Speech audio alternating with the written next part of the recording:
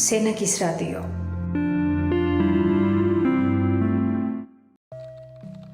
მოგესალმებით, მოდით გაგვეცანით.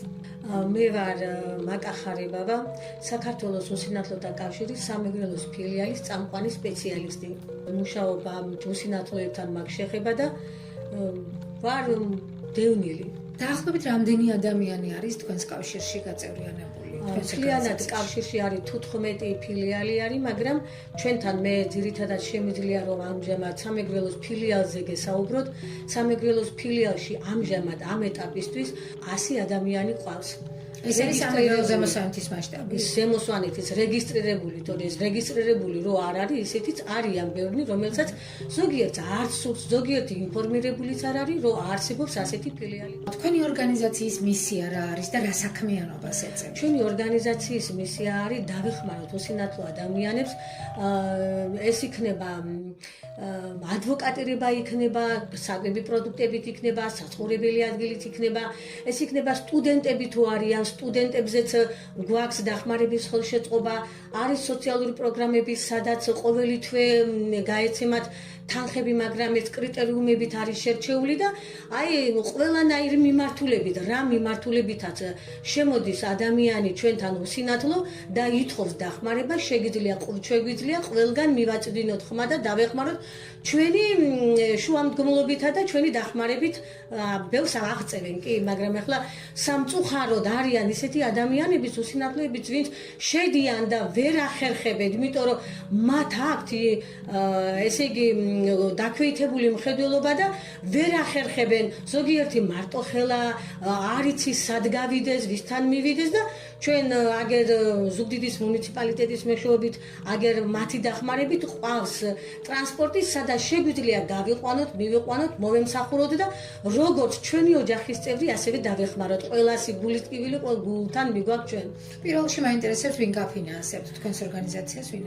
არავინ არ აფინანსებს. ჩვენი ორგანიზაცია არის თვითონ თავისი შემოსავლებით. არის თუ არა შესაძლებელი მაგალითად ზოგადად, ასე თქვა, შიშიმაპირების მხედველობა დაქვეითებულების ამ შემთხვევაში დასაქმების პერსპექტივა რეალია? კი, არის, მაგრამ სამწუხაროდ დღის მდგომარეობით ყველა მხედველი ადამიანები ვერ აზროვნებენ იმას, რომ უსინათლო ადამიანებსაც შეუძლიათ ჩვეულებრივად ითანამშრომლონ და გააკეთონ ის, რასაც ჩვეულებრივი ადამიანი აკეთებს მხედველი ადამიანი. ამას ვერ საზღვრავენ, ფიქრობენ, რომ ვერ გავართმევთ თავს, არა და ყველაზე უკეთესად ვართმევთ, იმიტომ რომ ჩვენ უფრო გონებრივად ვაკეთებთ, ვიდრე მხედველობით და გონებრივად. თუმცა ერთნაირი შესაძლებლობისას თანაბარი უფლებების უზრუნველყოფა როგორც სახელმწიფო, ისევე ყველა სხვა სექტორის ვალდებულებაც არის ყველაფერთან ერთად. კი, არის, მაგრამ სამწუხაროდ არ გვიღებენ, არ უნდათ ჩვენნაირი ადამიანები. აი მაგალითად რატომ რა მიზეზით გეუბნებიან სამსახურზე უარს თუ მაგალითად ასეთი გამოჩნდა? რა უნდა გააკეთო შენ როცა ვერ ხედავ? აი ამას გვეუბნებიან არა და ძალიან კარგადაც ვართმევთ თავს. ჩვენ უკვე აღნიშნეთ, რომ ერთნაირი შესაძლებლობისას რა თქმა უნდა იყოს თანაბარი უფლებები, იქ სადაც აუცილებელი არ არის მხედველობითი უნარი და შეიძლება სხვა ესე იგი ასე ვთქვათ შეგრძნების ორგანოთი მუშაობა, ეს მხოლოდ და მხოლოდ კარგია. თუ არის თქვენ შორის ისეთი ადამიანები, რომლებიც არიან დასაქმებულები და მუშაობენ? ჩვენთან უსინათლოთა კავშირში კი როგორ არ არიან, მაგრამ კერძოდ სამეგრელოს ფილიალში არ არის ახლა ისეთი ადამიანები, ვინც რამე ორგანიზაციაში მიიღონ და დაასაქმონ და აგერ მაგალითად ჩვენთან სამეგრელოს ფილიალში მე მაგალითად პირველი ჯგუფის უსინათლო ვარ, ჩემი უფროსიც არის ტოტალური უსინათლო და ჩვეულებრივად ვმუშაობთ, როგორც თქვენ მუშაობთ კომპიუტერში, ასევე ვმუშაობთ ჩვენ. მეცაც ვიტყვი, მეოთხე სართულზე ყოველდღე ამოდიხარ და აბსოლუტურად გადაადგილების პრობლემა არ გაქვს. ამიტომ დავინტერესდი თქვენ. გაიხარეთ ჩემთან. ხედავ რომ ყოველდღიურად ძალიან აქტიურად მუშაობთ. ამის გარდა კიდევ მე მინდა რომ აღვნიშნო, აწყდებიან უფრო მეტად საქართველოში თორე საზღვარგარეთ კი არის. წინააღმდეგობებსაც საუბრობ და აი ბრაილის შრიფტს არ აღიარებენ. ბრაილის შრიფტი დაუშვათ და მე ასე მგონია, კი არა, ასეც უნდა იყოს. ბანკებში რო არიან, აგერ უნდა იყოს ბრაილის შრიფტი წარმოდგენილი და უნდა არსებობდეს ეს. იმიტომ რომ ახლა არის ჩემთან უსინათლო, რომელსაც გავლილი აქვს უსინათლობა სკოლა და გავლილი აქვს ბრაილის შრიფტი და არ იცის ხელმოწერა. და მაგათზე უნდა იყოს რამე შემუშავებული, რომ ასეთ ადამიანებს უნდა გქონდეს ჩვეულებრივი წვდომა, როგორც ჩვეულებრივ აი თქვენნაირ, ჩემნაირ მე გავლილი მაქვს მაგალითად სკოლა და ვიცი ხელწერა და მოვაწერ ხელს მაგალითად, მაგრამ რა გააკეთოს იმან? ვინც ვისაც არა გავლილი შეზღუდვე. თუმცა გავლილი აქვს, მაგრამ მაინც პრობლემა აქვს. ესე იგი ამას წინათ ვიყავი გერმანიაში სამსახურებრივი მივლინებით და მოვხვდი ცენტრალურ ბიბლიოთეკაში, კონკრეტულად ვიტყვი ნიუნბერგის ცენტრალურ ბიბლიოთეკაში, სადაც სახელურზე ბრაილის შრიფტები მოტვიფრული. არის თუ არა ესეთი პრეცედენტი საქართველოში? მე არ მეგულება, არცად არ მინახია და არც გამიგია. სენაკის რადიო. საინტერესოა მაგალითად საზოგადოებრივი თავშეყრის ადგილებში თქვენი ასე ვთქვათ ყოველდღიური რუტინა რამდენად წინააღმდეგობრივია და რამდენად დიდ პრობლემებს აწვდის. უფრო მეტად მე ახლა ამას როცა ვიკრიბებით, უფრო მეტად ცოდვა, აი ასე იტყვიან და თითქოს და მეორე ხარისხოვნად გვაგდებენ. მე ყოველთვის მithქვია და ვიტყვი, არანაირი ცოდვა, მე 26 წელიწადია, რაც მკვეთრად გამოხატული ვარ, მაგრამ თავი მგონია როგორც ჩვეულებრივი ადამიანი. არც უნდა შეგვიცოდოს არავინ. ეს გვაქვს კი შეშმოპირი ვართ, მაგრამ ჩვენ შეგვიძლია ყველაფერი, ხალხო, შეგვიძლია. ვისაც ახლა არიან ადამიანები თვალხილულია, მაგრამ არ შემიძლია ისიც ამბობს, მაგრამ არის მხედვე უსინათლო ადამიანი, თუნდაც ტოტალური იყოს, ჩემნაირი მცირე მხედველი კი არა, ტოტალურიც რო იყოს, თუ მაგას გული მიუწევს, ყველაფერს გააკეთებს. თქვენი თვალით დანახული სამყარო მაინტერესებს. ჩემი თვალით დანახული სამყარო ახლა მინდა უფრო მეტად რო იყოს განვითარებული შეშმოპირებზე, იმიტომ რომ გულთან მიმაგს ყველაფერი და ეხლა არიან ადამიანები როგორც ახლა ცუდი კი არ უნდათ, უბრალოდ არიციან და ვერ ხვდებიან ჩვენ სამყაროში, ჩვენ როგორ ვაკეთებთ ყველაფერს, როგორ შეგვიძლია რა გავაკეთოთ, მაგრამ გულსთან მინდა რომ მიიტანონ ყველა და ჩაიხედონ გულში, მოგცეთ იმისი საშუალება რომ გავაკეთოთ, მოგვაწვდინონ ხმა სამსახურზე და ჩვენით ვიყოთ დამოკიდებული ჩვენ თავზე და არა სხვაზე. აი თქვენთან ასოციაციაში, თქვენს ორგანიზაციაში დაახლოებით რამდენი ადამიანი მოდის ყოველდღიურად და მე ვხედავ საკმაოდ ბევრი ადამიანი მოდის ხოლმე და ძირითადად რა მიმართულებებში არიან? ძირითადად მიმართულებით უფრო მეტად უნდა აგი მერიასთან შუამდგმლობა უნდა, ზოგიერთ საცხოვრებელი პარტი უნდა, ქირით არის, არ აქვს საშუალება, ზოგიერთ საკვები უნდა, ზოგი რომ მოდის ხმოვანი წნედის აპარატია თუ თერმომეტრია, აი ეს უნდა და ამაშიც უნდა რომ დავეხმაროთ ყველანაირ საცხოვრებელი საქმეს, ესე იგი ადამიანს რასაც ჭირდება ძირითადად არავინ არ იცის ახლა და ჩვენ რო ვიცით უბრალოდ მიმართულებას გვაძლევენ რა სულთ და აი ამაში ვეხმარებით ჩვენ. ეხლა ახალი წელი აღდგომა რო შემოდის, ძირითადად დამოკიდებული ვარ მე ისეთ კომპანიებზე, რომლებიც აკეთებენ ქველმოქმედებას. აი ქველმოქმედ კომპანიებთან ვაკეთებ წერილებს და კეთილი ადამიანები, ვისაც სულთ ჩვენაირი ხალხის დახმარება გვეხმარებიან და ამას ვაწვდი ჩემ ხალხს. შემოწირულობებზე ვარ და როცა ბევრი შემოწირულობა შემოდის და უფრო მეტ ადამიანს ვეხმარები, უფლის წინაშე გეუბნებით, რომ ძალიან მიხარია და ის დღე ჩემთვის ბედნიერია. აი იცით რა მაინტერესებს? თქვენ რამდენად ვიცი დაბადებიდან მცირე მხედველი არ იყავ? არა, მე ეს 1998 წელი იყო 24 აგვისტო, ზუსტად იყო აი ასე დაახლოებით 12 საათი, როცა მე მაშინ იყო იქ აფხაზეთის გამგეობა იყო ის, აი იქ შევედი, რაღაც ინფორმაცია მინდოდა რომ გამეგო და ხელი დამინძიმდა რაღაცა, ცუდად გავხდი და ჩემ მეუღლეს უთხარი ბავშვი ჩამომართვი მეთქი, ვოი ცრემლები ჩამომივიდა. მეთქი ბავშვი და რო დავაკავე და 1-2-3 ნაბიჯით წინ რო წავედი, მე არაფერი აღარ მახსოვს.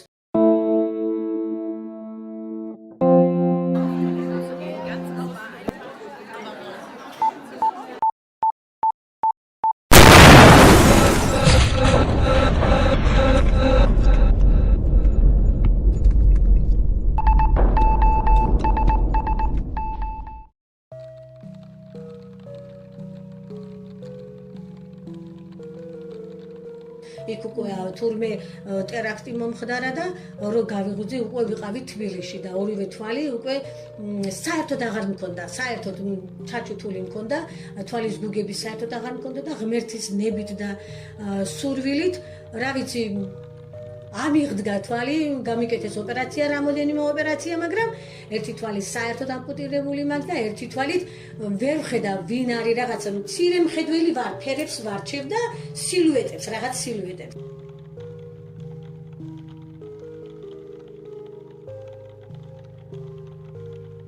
უკვე ისე ვარ შეჩვეული ჩემს საქმიანობას, რომ ვიცი რა, სად არის.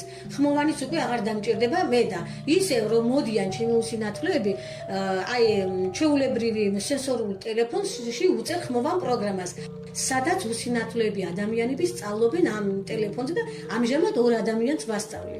ესე იგი ხომ ისეთ დომობას ვადვილებ, ხო? კი.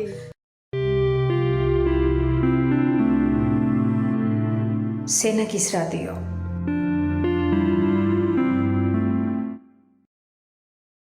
ზუგდიდში გაქვთ ოფისი და წარმომადგენლობა.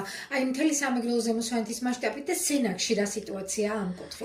სენაკში უფრო მეტად ჩვენ გასვლა გვიჭირს და უფრო მეტად დახმარებებზე ვართ იქ და ძალიან ნაკლები ადამიანი გვეხმიანება აქეთ. იმიტომ რომ არის ადამიანები, ვისაც შეუძლია მოვიდნენ, მაგრამ არიან უფრო მეტად ადამიანები, ჯერ სად ვართ ისიც არ იციან, იმიტომ რომ მოსვლა უჭირს და როცა გავდივართ, მაშინ გვეუბნებიან მათ რა სურთ, მაგრამ იქით უფრო მეტად გვეუბნებიან, რომ ესაჭიროებათ საკვები პროდუქტები. ძირითადად საკვები პროდუქტებზე. იცით, მაინტერესებს განათლების სისტემასაც რომ შევეხოთ საგანმანათლებლო მიმართულებას. არის თუ არა ისეთი ორგანიზაციები, დაწესებულებები, სასწავლო დაწესებულებები მათ შორის, ან პროფესიული სასწავლებლები, სადაც შიშომო პირები, მხედველობა დაქვეითებულები, ყრომუნჯები, შეიძლება მაგალითად გარკვეული ტიპის პროფესიით შეიძინონ ეს პროფესია, დასაქმდნენ და გქონდეთ საკუთარი შემოსავალი. კი, როგორ არა, მრავალია, არიან ადამიანები და სხვათა შორის ჩვენთან უსინათლოთა კავშირი აძლევს წარმატებულ ბავშვებს სტიპენდიასაც. ოღონდ უნდა გქონდეთ აუცილებლად ამ ტიპის დარღვევები. კი, აუცილებლად, აბა სხვას არა. თუ გაგიციათ ესეთი ტიპის სტიპენდია. ჩვენთან არ ყოფილა ახალგაზრდა, ჯერ არ შემოსულა ისეთი ადამიანი, თორე დიდი სიამოვნებით პრობლემა არ არის. აძლევენ, მე ვიცი, იქეთ თბილისში არიან ისეთები, უფრო ახალგაზრდები არიან და აძლევენ. შიშომო პირი უნდა იყოს დაინტერესებული სწავლაზე პირველ რიგში და უნდა იყოს ესე იგი მოწყურებული, რომ იტყვიან აი ასეთი და კეთილი ადამიანების სურვილით ეხმარებიან, თორე ძირითადად ჩვენი კავშირი თავისი შემოსავლებით ეხმარება. წელიწადში ერთხელ ერთდროულ დახმარებას იძლევიან ჩვენი კავშირი წელიწადში ერთხელ. მერე არიან ისეთი ადამიანები, ვისაც შიშიმო პირია დედაც, მამაც და ყავს მცირეწლოვანი ბავშვები, ამათ აძლევენ. 18 წლამდე გადაცილებული ბავშვები, ვისაც არიან მაგალითად შიშიმო პირის შვილი, აი ამასაც აძლევენ. მერე როგორც აღნიშნეთ, სტუდენტებს აძლევენ. ვეტერან წევრს ვეძახით ჩვენ 50 წელია ვინც არის ჩვენი წევრი და აი ამათ აძლევენ. მიუხედავად იმისა, რომ თქვენ თავად ამბობთ და აცხადებთ, რომ მცირე მხედველი ხართ და ეს პრობლემა გაქვთ, ასე ვთქვათ, მოდი დავარქვათ პირდაპირ ეს სახელი, ეხმარებით სხვებს და ფაქტიურად ამითი ძალიან მნიშვნელოვან საქმეს აკეთებთ. თქვენი мотиваცია რა არის პირველ რიგში? ჩემი мотиваცია მართლა დიდი სურვილია, სანამ მე აქ მუშაობას დავიწყებდი, ყველა თითეული ადამიანი იყოს თვით დამოკიდებული თავის თავზე. ნუ ჩაიკეტებიან სახში და აი იყოს ჩემნაირად მოტივირებული. არ არის ეს განაჩენი შიშიმო პირის სახში რომ დაჯდე. გამოდი ქუჩაში, მიაწვდინე ხმა, რა გჭირს, რა არა. არ ვიცი, უნდა გააკეთო ყველაფერი, უნდა იბრძოლო იმისათვის, რომ ვინმეზე დამოკიდებული არ იყო. არიან ისეთი ადამიანები, ვინც ჩაიკეტნენ და გამოდით და გამოყვანილი ვყავს, გავაკეთეთ ჩვენ აქ, თუ გესმოდათ, არ ვიცი, ჩვენ აქ ზოგჯერ ვმღერით. ეს განტვირთისთვის გავაკეთეთ, რომ გამოსულიყვნენ ეს ხალხი და ცოტა განეტვირთათ და არ მინდა, მართლა არ მინდა, რომ სახში ჩაიკეტოს უსინათლო. სენაკის რადიო. საზოგადოება, ინფრასტრუქტურა, ყოველდღიურობა, პროგრამები, რამდენად არის მიმართული იქითკენ, რომ შუშომო პირები, მაგალითად მხედველობა დაქვეითებული პირები, საზოგადოებაში ადაპტირებულები იყვნენ და მათთვის იყოს თანაბარი. სამწუხაროდ დღეის მდგომარეობით არ არის როგორც საჭიროა ისე. არ ვიცი, შეიძლება უკეთესობისკენ წავიდეს, მაგრამ ღმერთმა ქნას უკეთესობისკენ რო წავიდეს. ეს კი არა, მე ახლა ადაპტირებაზე ვამბობ, ძალიან მინდა რომ წეღან თქვი, რომ თავიან თავზე იყვნენ დამოკიდებული და ჩემთან ფილიალში უფრო მეტად არის ხანდაზმული ადამიანები და არიან კიდევ მარტოხელები, ვისაც უჭირთ მათ ცხოვრება. ხო და წეღან დავაკეთე წერილი მერიაში, რომ ძალიან მინდა ხმოვანი წნევის აპარატები რომ შეუძინო ამ ხალხს და დაფინანსება მინდა, რომ ჩემს ხალხს კონდეს იმისი საშუალება, თუნდაც რო არ გავიდეს, სხვას რო არ დაუძახოს, ვის მიაწვდინოს ხმა, ვერ გავა მაგი, და გაიზომავს თავისი ხმოვანი აპარატით. მაგალითად, მე ამ დილით რო გამოვედი, გავიზომებ, ნახე, რამდენი მქონდა, რა არა და ასევე მინდა რომ იყოს ყველაზე დიდი საჭიროება არის. აბა, ყველაზე მეტის დიდი საჭიროება არის თერმომეტრი, სიცხის გასაზომი აპარატი, ხმოვანი და წნევის აპარატი. და გარდა ამ ჯანმრთელობის მიმართულებისა, ინფრასტრუქტურულად რამდენად არის სწორად მოწყობილი ასე. სწორად მოწყობილი სამწუხაროდ არ არის, მაგრამ არ ვიცი, იმედი მაქვს კიდევ იქით-ოქით უფრო მეტად იქნება ადაპტირებული და ხელმისაწვდომი ჩვენი ადამიანებზე, თუნდაც გზა. მე მაგალითად ორჯერ დამეჯახა მანქანა.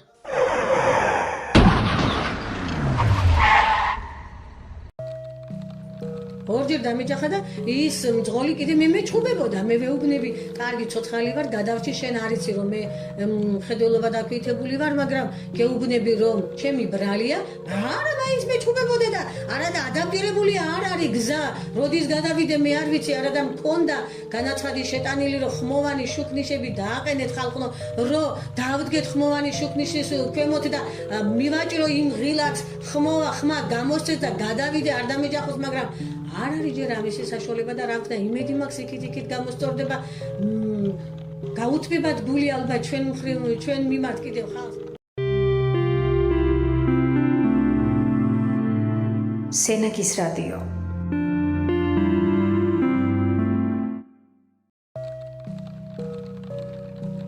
შეიძლება ხვალ ნებისმიერ ჩვენგანს გქონდეს ესეთი ტიპის გამოწვევა. ზუსტად. ჩვენი ოჯახის წევრი იყოს. მე არც კი ველოდი, 24 წლის ვიყავი და მართლა არ ველოდი, მაშინ ტოტალური უსინათლო ვიყავი, ტოტალური საერთოდ.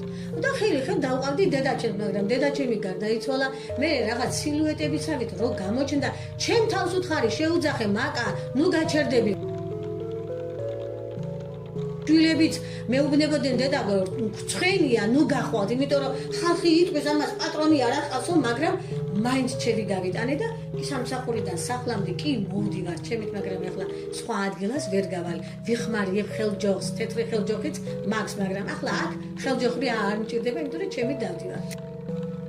ზოგი არის ცხენია, ზოგი არის ინფორმაციაც არ აქვს და რა ვიცი, ვისაც სურს ჩვენთვის კარი ღია, დიდი სიამოვნებით მივიღებთ, მაგრამ ვისურვებდი, რომ არ ყოფილიყო მეტი შიშიმოპირი საქართველოში კი არა, საერთოდ მსოფლიოში ყველა იყოს ჯანმრთელი.